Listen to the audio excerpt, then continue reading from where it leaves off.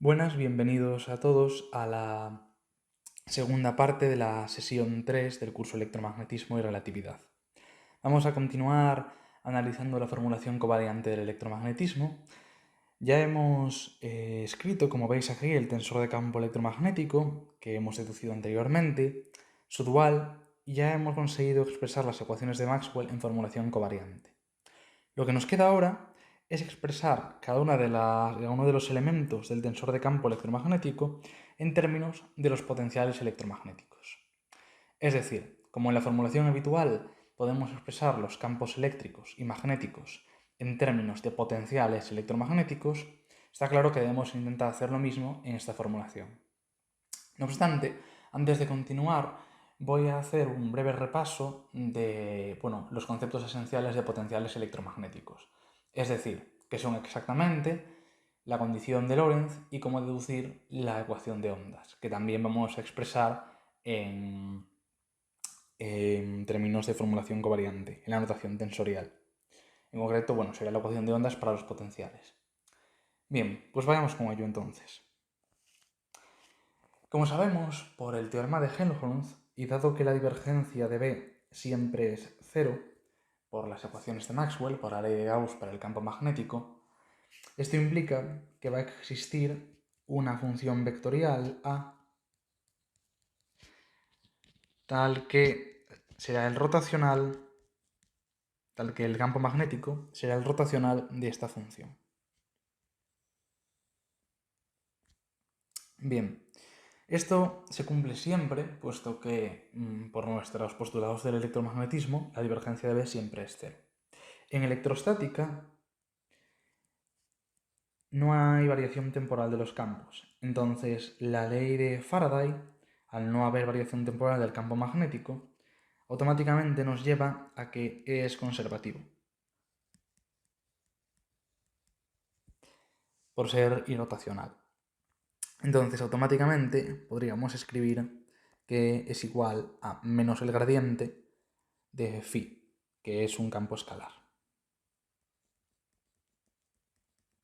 Ahora, esto sería en electrostática.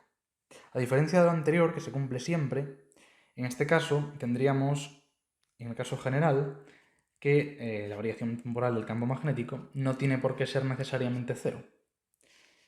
Entonces, en este caso, no podríamos escribir directamente E como el gradiente de un campo escalar. Sin embargo, gracias a la relación entre B y A, pues sí que vamos a poder obtener otra relación, que sea general para la electrodinámica. Bien, si volvemos a esta función de aquí, a esta función, a la ecuación de Maxwell de la ley de Faraday, podemos sustituir esta relación y escribir que el rotacional de será igual a menos la variación temporal, la derivada parcial con respecto al tiempo, del rotacional de A. Y pasándolo todo para un lado, nos queda que el rotacional de E más la derivada parcial con respecto al tiempo de A es igual a cero. ¿Qué significa esto? Que este campo de aquí es irrotacional. Y por lo tanto, sí que existirá una función escalar, phi de rt, tal que E más la derivada parcial con respecto al tiempo de A sea igual a menos su gradiente. Bueno, por supuesto, en términos generales no habría por qué escribir el menos, pero como sabemos en física se suele tomar el menos gradiente y no el gradiente. Y bueno, en conclusión, lo que tendremos es que E es igual a menos el gradiente de phi menos la derivada parcial de A con respecto al tiempo. Esto es, en general, siempre existirán dos funciones, phi de rt y A de rt, denominadas potenciales electromagnéticos,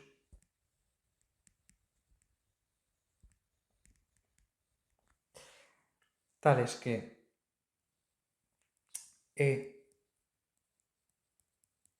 será igual a menos el gradiente de phi menos la derivada parcial de A con respecto al tiempo, y B será el rotacional de A. En general, phi se denomina potencial escalar y A potencial vectorial.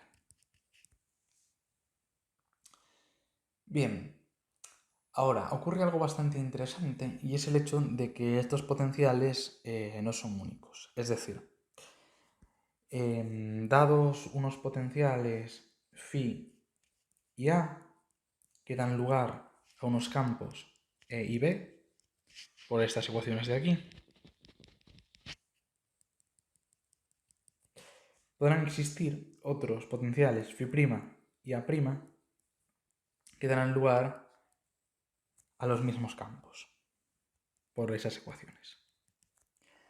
Se puede demostrar, lo tenéis probado en los apuntes, que básicamente, dada una función escalar lambda,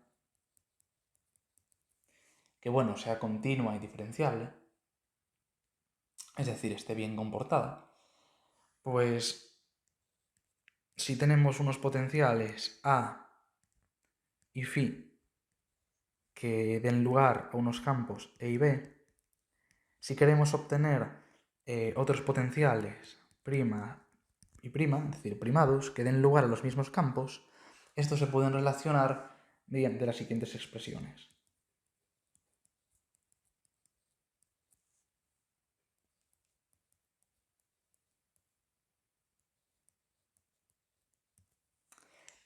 Como la única condición que tiene lambda es que sea diferenciable y esté bien comportada, pues básicamente vemos que dados unos potenciales a y phi existirán infinitos potenciales primados que den lugar a los mismos campos.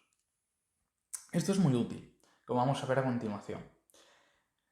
Básicamente la idea es que esto quiere decir que nosotros podemos imponer condiciones a los potenciales adicionales para que no nos valga cualquier potencial, sino potenciales que den lugar a estos campos, pero que además cumplan esa condición. Una de estas condiciones, y la más usual, es la que se denomina condición Gauge de Lorentz. Y se puede escribir como divergencia de A más mu sub 0, epsilon sub 0, derivada parcial de phi con respecto al tiempo, igual a 0. Se puede demostrar que básicamente si tuviésemos unos potenciales en nuestro problema que no cumplen esta ecuación, empleando estas relaciones podríamos encontrar otros potenciales primados que den lugar a los mismos campos y que por lo tanto den lugar al mismo problema electromagnético, es decir, solución en el mismo problema electromagnético, pero que verifiquen esta ecuación. Y alguien podría preguntarse por qué es útil esta ecuación y por qué queremos imponerles condiciones. Bueno, la idea es que si nosotros queremos obtener unos potenciales concretos, tenemos que obtener unas ecuaciones que verifiquen estos potenciales y que den lugar a campos que verifiquen las ecuaciones de Maxwell. Para esto lo que hacemos es sustituir estas expresiones en las ecuaciones de Maxwell. Vamos primero con el campo eléctrico. Tomemos la ley de Gauss para el campo eléctrico. Entonces tendremos que la divergencia de E es igual a ρ partido de epsilon sub 0. Sustituyendo E en términos de los potenciales, tendremos que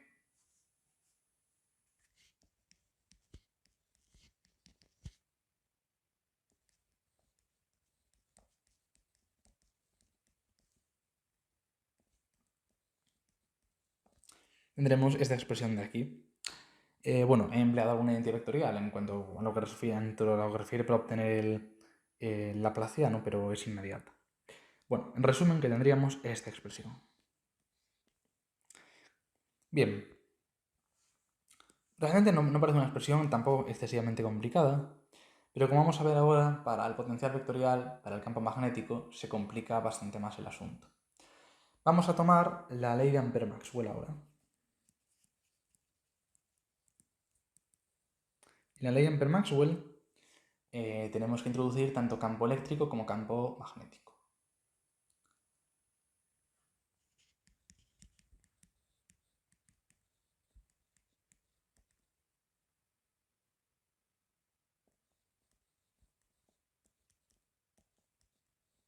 Bien, entonces sustituimos tanto la expresión para B Es decir, sustituimos B igual a rotacional de A y sustituimos E igual a menos gradiente de phi menos derivada parcial de A con respecto al tiempo. Entonces llegamos a que el rotacional de A es igual a mu sub 0, J es mu sub 0, epsilon sub 0, bueno, aquí ponemos un menos, gradiente, la parcial de phi con respecto al tiempo, mu sub 0, epsilon sub 0. Y quedaría este de aquí. Ahora, para simplificarlo un poco más, podemos emplear una identidad vectorial que nos dice que el rotacional de un campo vectorial es igual al gradiente de la divergencia menos el laplaciano de ese campo. Y si hacemos eso, obtenemos la siguiente ecuación.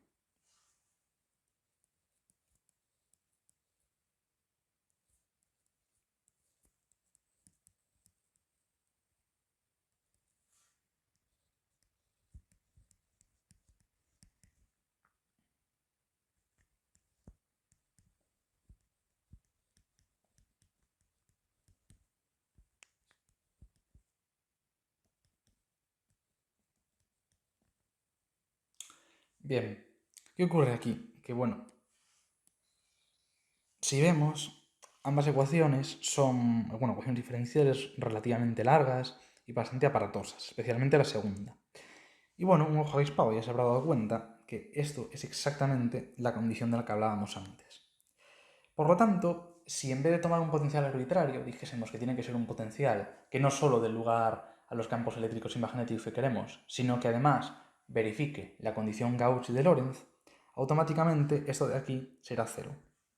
Y por lo tanto, la ecuación para el potencial vectorial quedará de esta forma.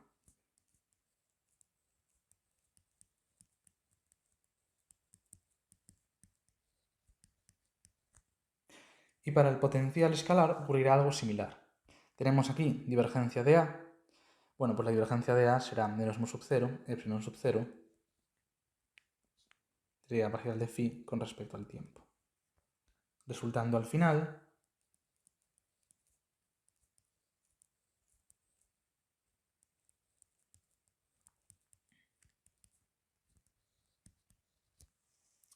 y bueno, si estuviésemos en el espacio libre, es decir, sin cargas ni densidades de corriente eléctrica, esto estaría igualado a cero.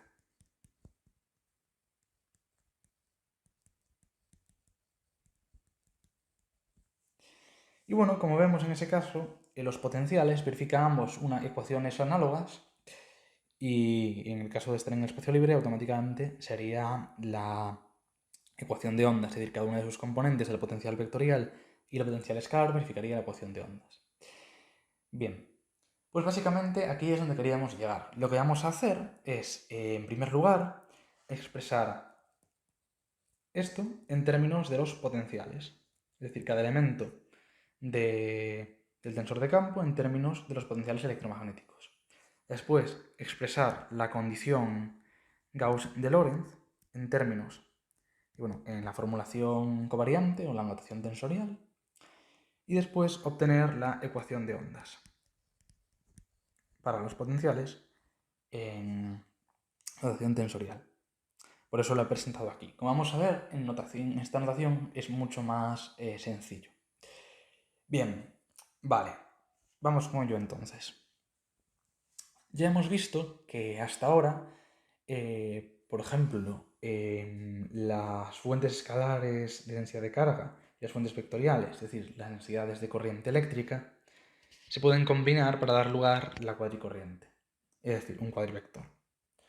Pues podemos tener la misma idea y tomar el potencial escalar y cada componente del potencial vectorial y dar lugar a un mismo cuadrovector, que denominaremos cuadripotencial.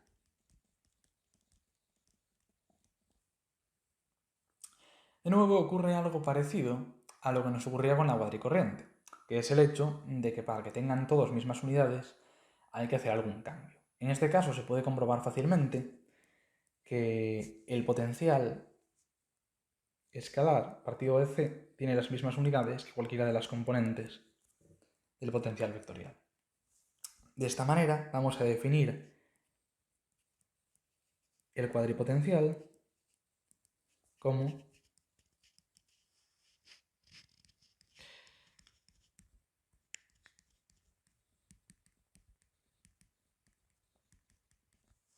esto de aquí. Por lo tanto, la componente 0 será phi partido de c y, por ejemplo, la componente 2 será a sub i.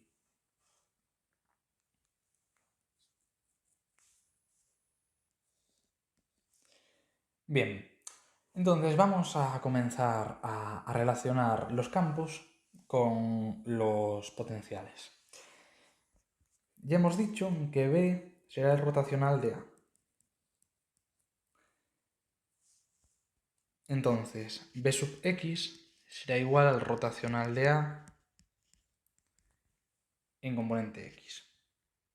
Lo cual podemos expresar como la derivada parcial con respecto a la componente 2, es decir, la componente y, a sub z menos derivada parcial 3 a sub. Recordad que este sub 2 y este sub 3 quiere decir que se está derivando con respecto a la componente 2, componente 3, es decir, para aclarar, esto será igual a esto,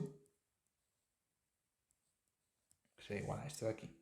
Y ya estoy empleando esta notación porque es la que vamos a ampliar después, como hicimos en las ecuaciones de Maxwell, pero bueno, para aclararlo, que puede resultar un poco chocante si no se menciona. Y es decir, esto, por la definición del cuadripotencial, quedaría de esta forma.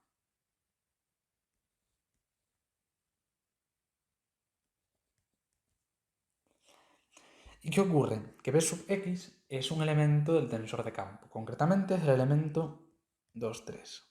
Entonces, esto de aquí ya sería igual al elemento 2, 3. Y lo mismo podemos hacer para el resto de componentes del campo, que como podéis comprobar, se pueden expresar de la forma siguiente.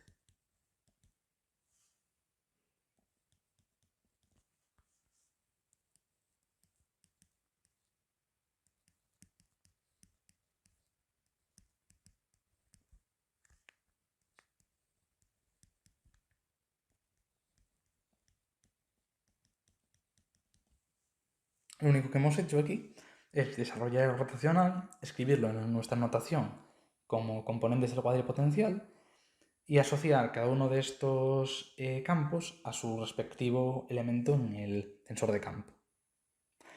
Vale, ¿qué podemos ver aquí directamente? Que en cualquiera de estos casos se cumple lo siguiente.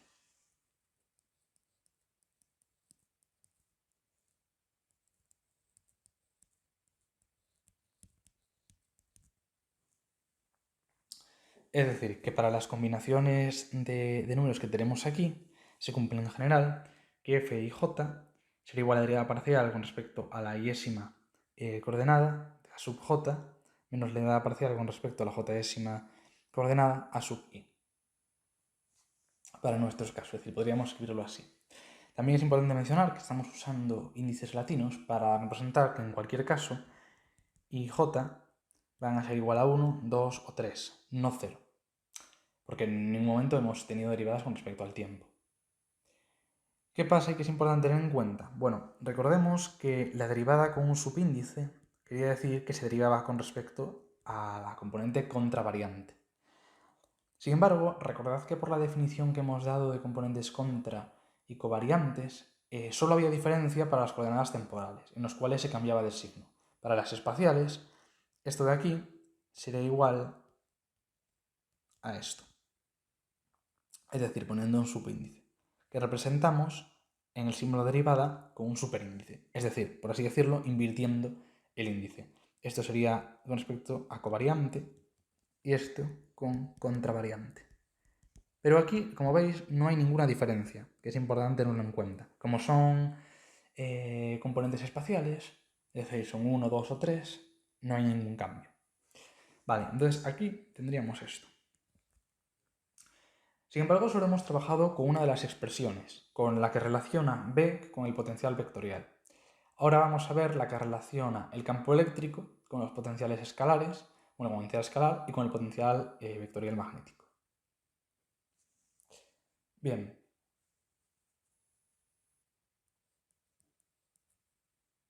El elemento 0,1, como sabemos, del tensor de campo, es E sub x partido de c,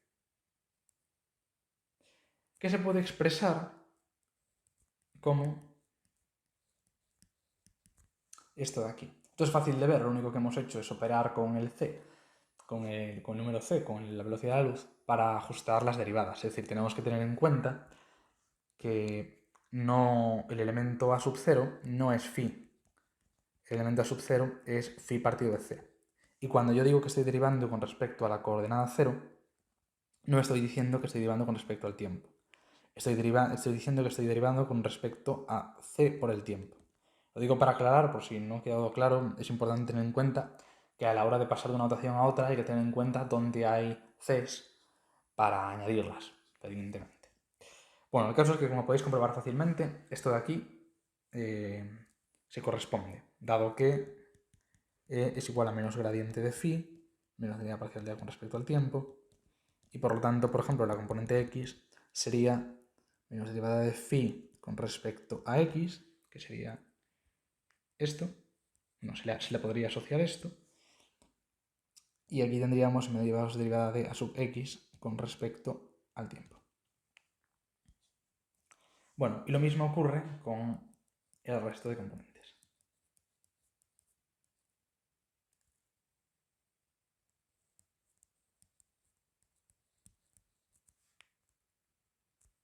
Perdón, que sería un 2.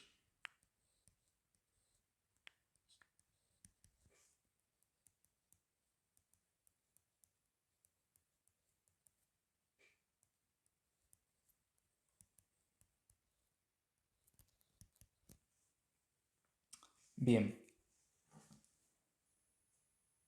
Perfecto. Entonces, de nuevo, apreciamos una regularidad.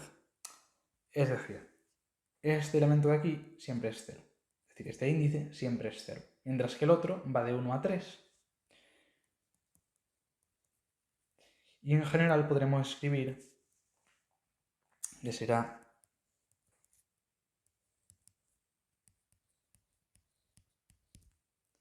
con lo que, si queremos, por ejemplo, obtener la primera de ellas, lo único que tendremos que hacer es j igual a 1. Y automáticamente nos lleva a este de aquí. Para j igual a 2, esta. Y para j igual a 3, esta. Bien, ¿y cuál es el truco ahora? Bueno, vemos que estas dos expresiones son muy parecidas y sería estupendo poder juntarlas. Lo que ocurre es que tenemos un signo menos que no debería estar ahí para poder incluirlas en una. En concreto, este signo menos. Sin embargo, lo podemos cambiar. ¿Cómo? Pues en vez de derivar con respecto a las componentes contravariantes, hagámoslo con respecto a las componentes covariantes. Vamos a esta expresión. Como ya hemos mencionado aquí, no cambia nada, porque al estar derivado con respecto a componentes espaciales, por la definición que hemos dado de componentes covariantes, no hay ningún cambio. Es decir, esto sería igual a esto de aquí.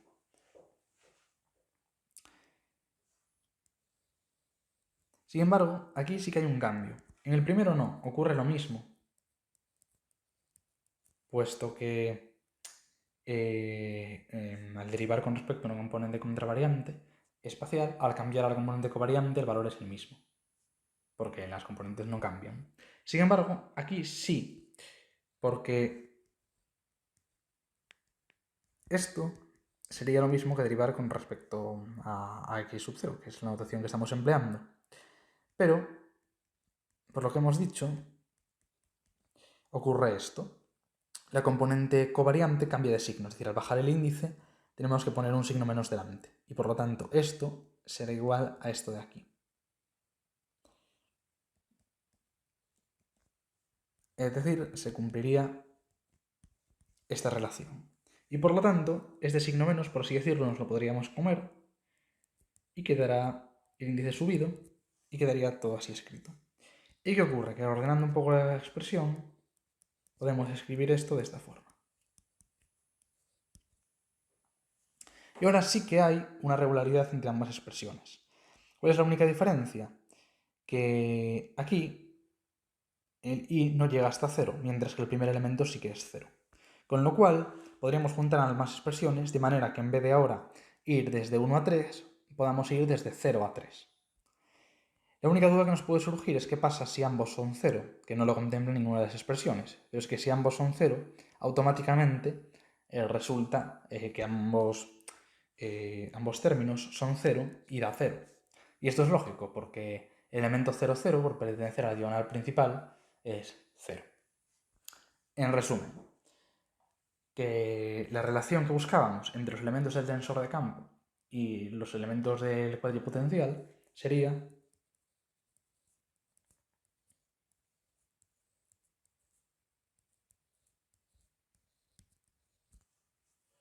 esta de aquí. Nótese que aquí no hay ningún sumatorio, porque aunque hay índices repetidos, no están en los mismos términos. Otra cosa distinta sería, por ejemplo, si aquí hubiese un nu, pero no lo hay. Hay una nu, es una letra diferente y por lo tanto no hay ningún sumatorio escondido, por así decirlo. Bueno, pues esta es la expresión que buscábamos. Nótese que ahora mu y nu van de 0 hasta 3 y antes i y j iban desde 1 hasta 3. Bien, pues esta es la expresión que buscábamos. Es algo parecido a lo que hicimos antes con las ecuaciones de Maxwell. Ahora, si queremos recuperar algunas de las relaciones para cada componente, solo tenemos que fijar una mu y una nu, y automáticamente nos la va a dar. Bien, pues ahora que ya tenemos esta relación, vamos a ver cómo expresar la condición Gauss de Lorentz en esta notación. Bien, la condición Gauss de Lorentz imponía esto. Divergencia de A más 1 partido de C cuadrado equivale a de phi con respecto al tiempo.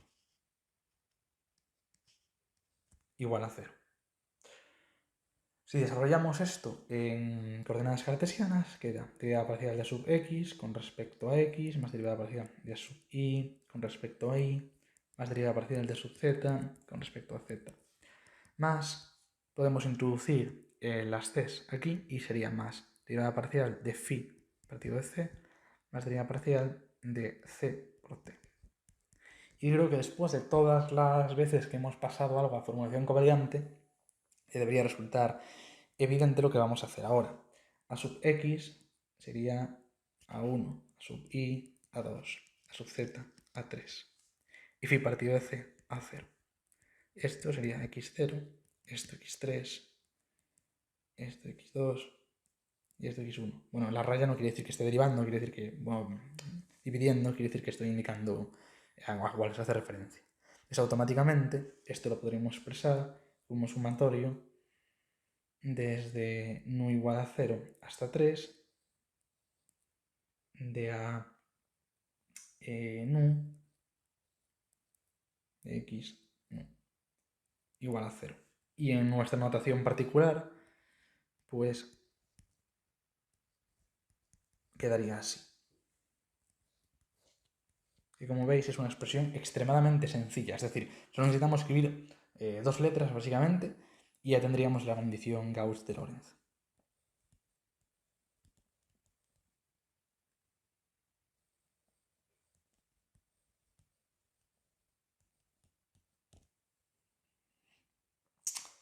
Perfecto.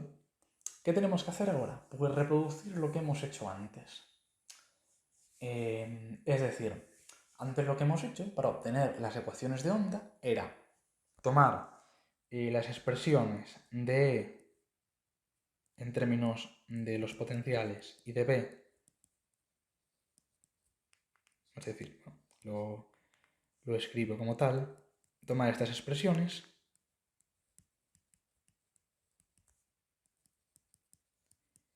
e introducirlas ¿en qué leyes? En la ley de Gauss y en la ley de Ampère-Maxwell. De Gauss para el campo eléctrico. Bien, ¿qué sucede? Que ahora no tenemos dos ecuaciones realmente. Una sola expresión nos resume estas dos leyes. Y recordemos que esta era nada más ni nada menos que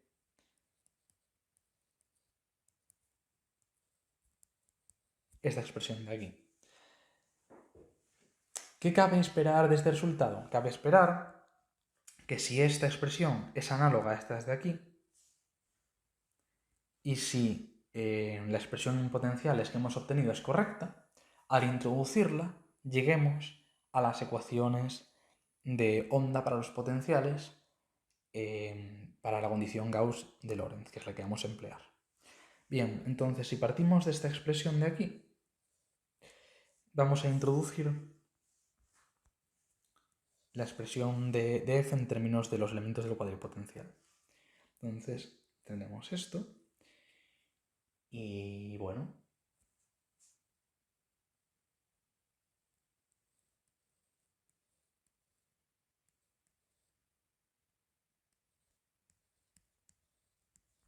esto sería esto, el tensor de campo electromagnético igual a mu sub 0, j mu. Y ahora vamos a operar con la derivada, entonces vamos a tener dos términos. El primero de ellos será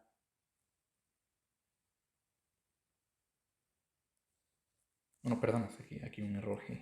Aquí esto debería ser una... Claro, no hay ninguna derivada ahí. Esto sería la A del cuadripotencial. Entonces nos quedaría el primer término.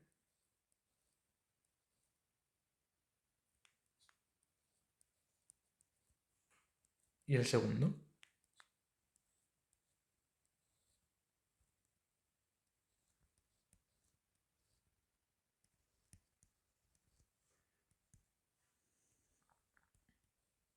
Donde hemos empleado que realmente esto de aquí no deja de ser una derivada. Y por lo tanto la derivada de la suma es la suma de las derivadas. Vale. ¿Qué ocurre? Que esto de aquí no es otra cosa que la condición Gauss de Lorentz, es decir, el término izquierdo de la condición Gauss de Lorentz, que hemos impuesto que sea igual a 0. Y por lo tanto, esto será igual a 0 y en general este término será igual a 0. Y solo resultará esta parte de aquí, que queda como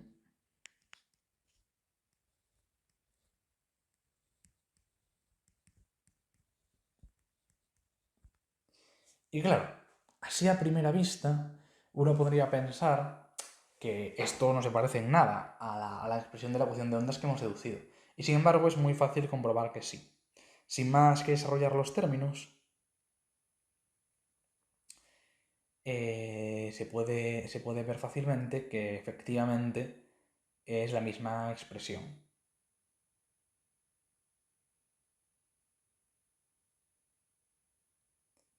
Vemos que hay aquí un sumatorio dado por las mu's que están repetidas. Entonces, si desarrollamos ese sumatorio, para cada mu obtendremos la ecuación de ondas.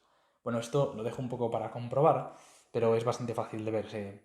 Además, sabemos qué resultado tiene que dar. Entonces, os digo un poco lo que debería dar. Si decís que mu es igual a 0 y desarrolláis esto, lo que os va a quedar es la ecuación de ondas para el potencial escalar.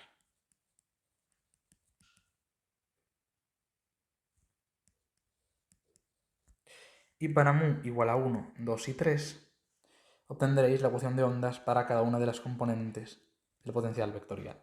Os animo a probar a hacerlo, pero vamos, una cosa que se hace en 5 minutos. Bien, incluso podríamos hacer esto un poco más compacto, más incluso que esto. Si definiésemos este operador como este de aquí, que recordad que lleva implícito un sumatorio porque están las mu's repetidas, y lo llamamos d'Alembertiano, podríamos escribir la ecuación de ondas para los potenciales de esta forma.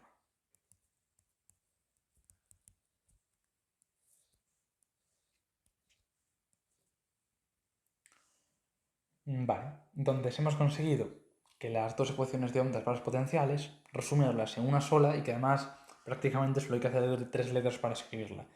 Además, en la formulación relativista que estábamos buscando. Vamos, que se podría decir que hemos conseguido el objetivo que buscábamos. Bien, hasta aquí era todo lo que habíamos mencionado. Solo nos queda una parte, que es el hecho de que en realidad no hemos trabajado con las ecuaciones homogéneas.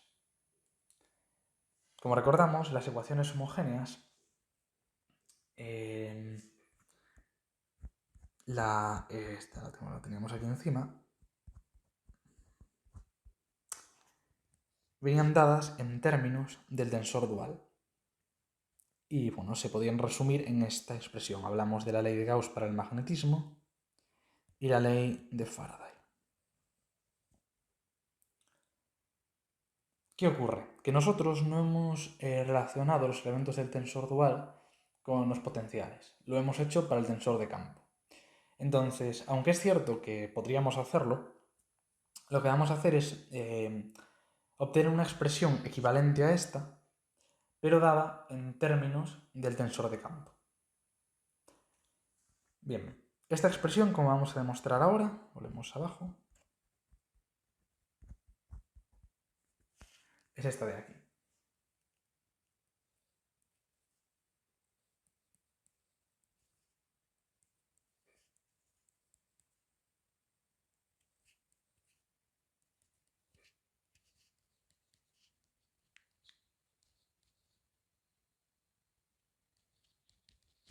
Es decir, esta expresión es equivalente a esta de aquí.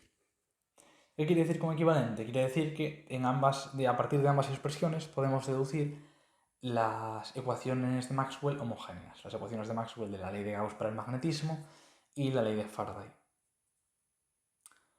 Bien, ¿por qué queremos obtener esta ecuación en concreto? Bueno, quiere decir esta ecuación básicamente que si sustituimos en ella la relación que hemos deducido para los potenciales,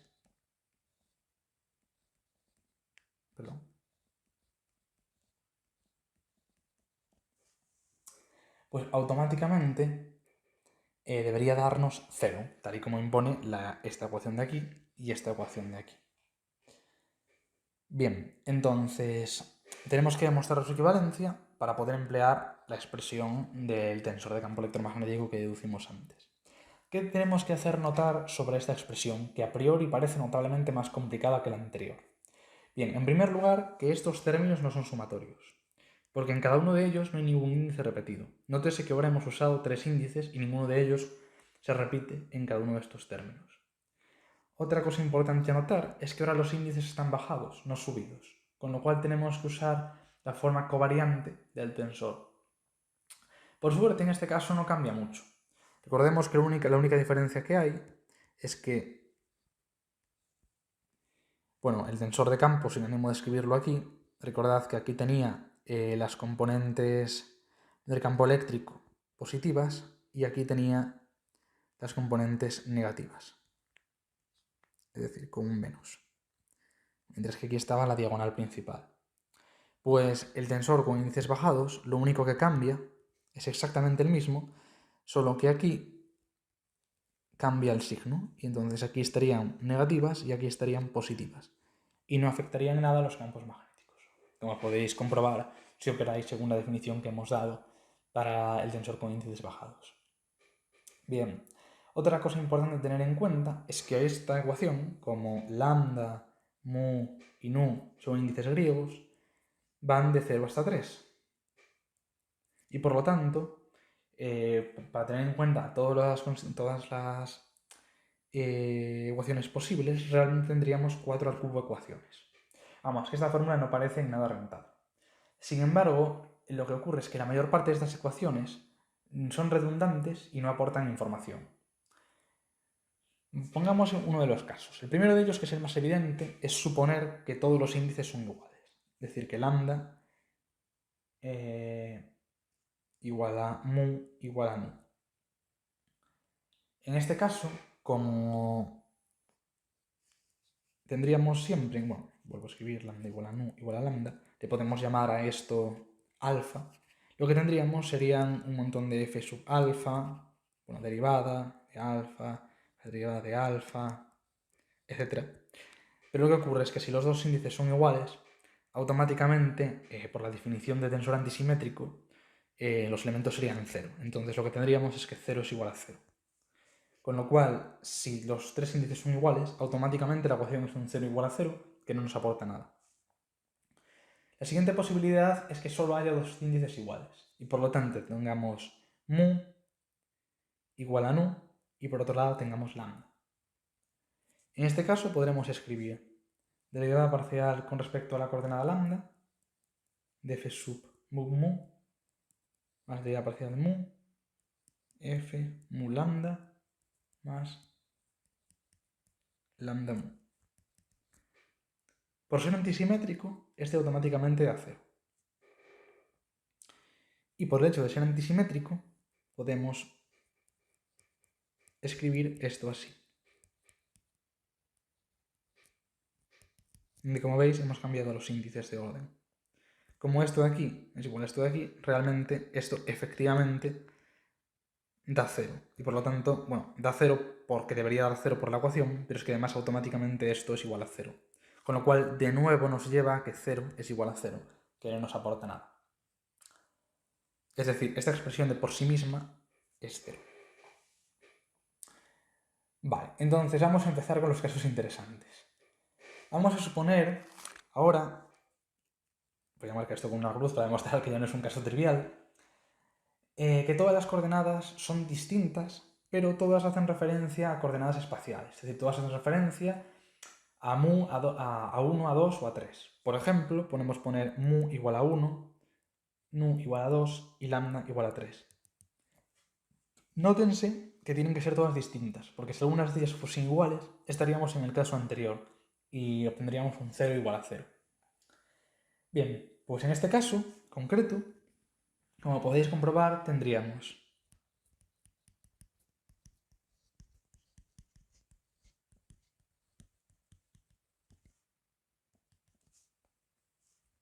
y por lo tanto quedaría, sin más que despejar estos elementos,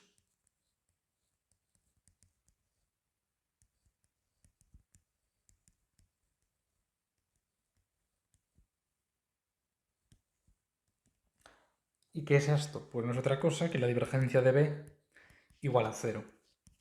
Es decir, si nosotros tomamos cualquier conjunto de índices nu, mu y lambda mayores que 0 y no iguales entre sí, automáticamente obtendríamos la ley de Gauss. Evidentemente hay más combinaciones, es decir, podríamos haber cogido mu igual a 2 y lambda igual a 1, etc. En ese caso habríamos obtenido otra expresión idéntica a esta y que tuviese el mismo resultado. Es decir, que el resto de combinaciones en este caso son redundantes. Bien, y vayamos con el otro caso.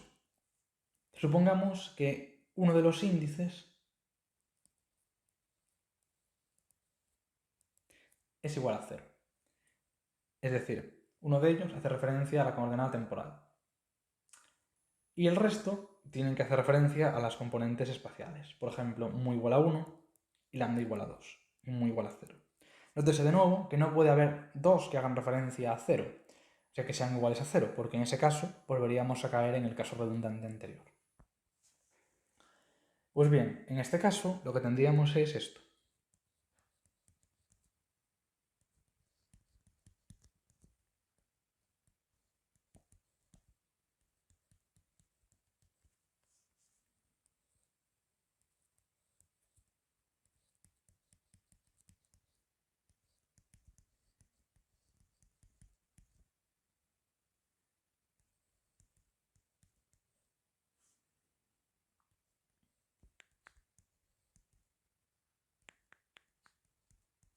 Lo demás que se me fue un poco el lápiz.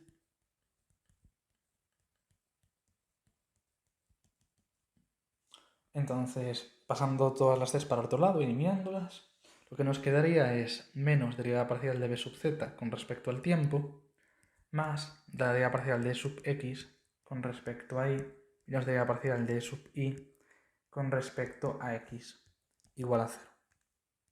Y esto de aquí es menos el rotacional del campo eléctrico para la componente Z. Es decir, que esto sería la ley de Faraday para la componente Z.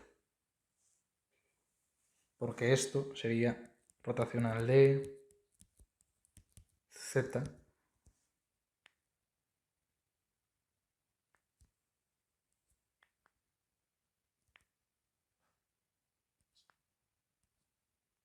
menos derivada parcial de B sub Z con respecto al tiempo. Igual a 0. Es decir, más y más. Entonces, lo que vemos aquí es que si escogemos una única con un único índice igual a 0 y dos diferentes de 0 y diferentes entre sí, obtenemos componentes de la ley de Faraday. Podéis comprobar que si tomáis otras combinaciones, en las cuales, por ejemplo, mu fuese 1 y nu fuese 0, pues obtendríais el resto de componentes. Es decir, esto nos lleva a la ley de Faraday. Es decir, que lo que acabamos de ver es que la expresión es equivalente, como queríamos demostrar. Lo único es que es mucho más aparatosa, por así decirlo, porque para buscar las ecuaciones tenemos que manejar 3 índices y la mayor parte de estas combinaciones llevan a casos triviales. No obstante, nos sirve para nuestro propósito. Bien, lo único que vamos a emplear ahora que no hemos demostrado, pero que se puede comprobar, bueno, nosotros hemos escrito f de mu nu en términos de componentes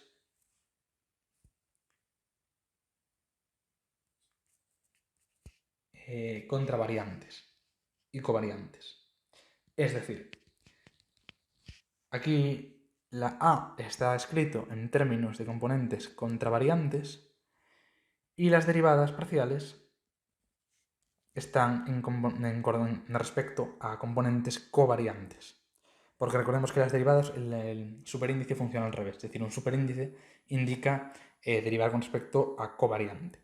Bien, pues no lo hemos demostrado, pero se podría comprobar que f de 1, pues con los índices bajados, es igual a la expresión anterior bajando todos los índices. Donde aquí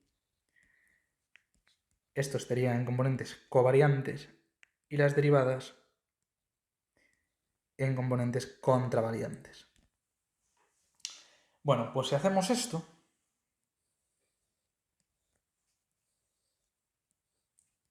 que es equivalente a esto de aquí, lo podemos sustituir en la ecuación que hemos visto, que es equivalente a la ley de Gauss homogénea, que sería esta. Es decir, para comprobar que el tensor de campo, efectivamente expresado de esta forma, verifica las ecuaciones homogéneas, que vendrían dadas por 0, como esto es equivalente a la que ya hemos deducido,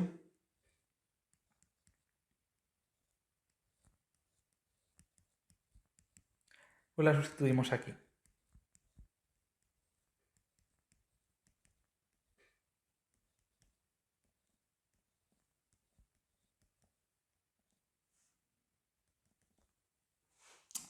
Y vale, pues sin más que sustituir en esta expresión, pues vamos a ver que efectivamente esto de aquí es 0. En primer lugar tenemos derivada con respecto a componente lambda.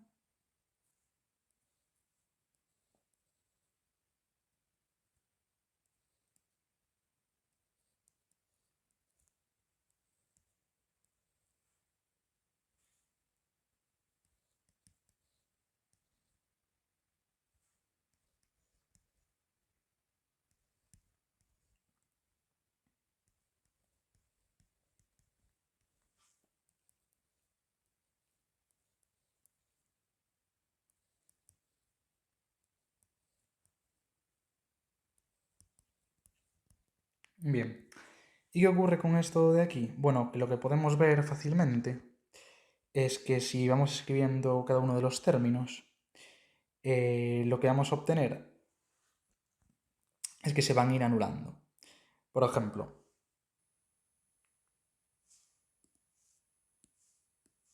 al aplicar este sobre este nos queda esto de aquí. Sin embargo, aquí nos queda esto. Y es cierto que las derivadas no están en el mismo orden, pero si aplicamos el lema de Schwarz y consideramos que las componentes de potencial lo verifican, pues podríamos hacer que esto de aquí es igual a esto. Y por lo tanto, automáticamente, estas se eliminarían, cuando esto se iría con esto. Y lo mismo va ocurriendo con el resto de expresiones.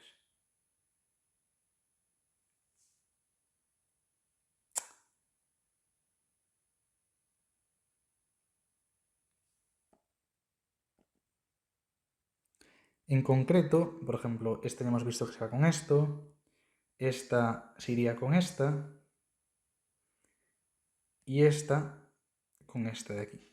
Y entonces el resumen básicamente es que todas se anulan y al final acaba resultando que esto es igual a 0, como queríamos demostrar, como tenía que ser. Si no diese 0 tendríamos un problema, porque como sabemos, al sustituir la expresión debía quedar necesariamente 0. Bueno, pues esta es la expresión para los cuadripotenciales, la que hemos deducido. Es decir, ahora ya sabemos, para recapitular un poco todo lo que hemos visto en la sesión de formulación covariante, compuesta en el primer vídeo sobre el tensor de campo y en el segundo sobre los potenciales, lo que hemos podido ver es que existe un tensor, bueno, voy a escribir aquí antes resumen para recapitular un poco, es que existe un tensor f de nu mu que resume la información de los campos eléctricos y magnéticos, pero que además, expresado en otro sistema de referencia, que no debemos olvidarnos de los sistemas de referencia, que fue el motivo por el cual empezó todo esto, es que se transforma de la manera que queramos. Es decir, que expresando los campos mediante el tensor de campo, podemos obtener los campos en otro sistema de referencia mediante una transformación de un sistema de referencia a otro habitual en tensores. Es decir,